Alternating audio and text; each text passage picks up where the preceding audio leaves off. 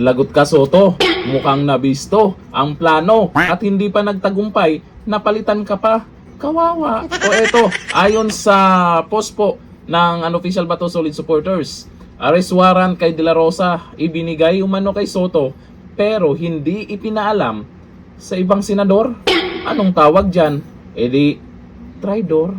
Ibinunyag ni Senate President Alan Peter Cayetano ang report mula sa Senate Sergeant at Arms kung saan ay sinasabi na alas 7 pa lamang ng umaga nitong May 11, 2026 ay nasa Senate building na ang mga miyembro ng National Bureau of Investigation para ihain ang isang warat laban kay Senator Ronald Bato de la Rosa.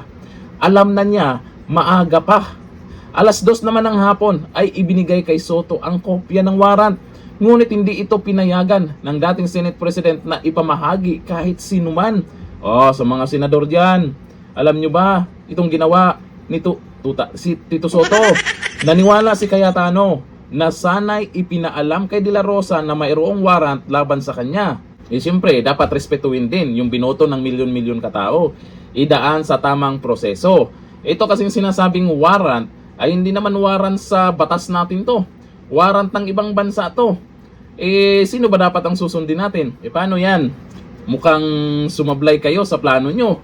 Kasi kung alam naman ni Tito Soto maaga pa lang, alam niya kung ano yung plano dyan. Alam niya na haharangin si Senator Bato de la Rosa na makapasok sa Senado. Teka, haharangin? Kung naharang, hindi nakaboto. Kung hindi nakaboto, siya pa rin yung Senate President. Hindi siya napalitan. Ang nangyari, nakapasok si Senator Bato de la Rosa. Nakaboto. Ang resulta, napalitan siya. Alam na dis. Alam na dis. Mananagot ba si Soto? Yan ang tanong kung may magre-reklamo. Hanggang dito na lang. Thank you. Bye-bye.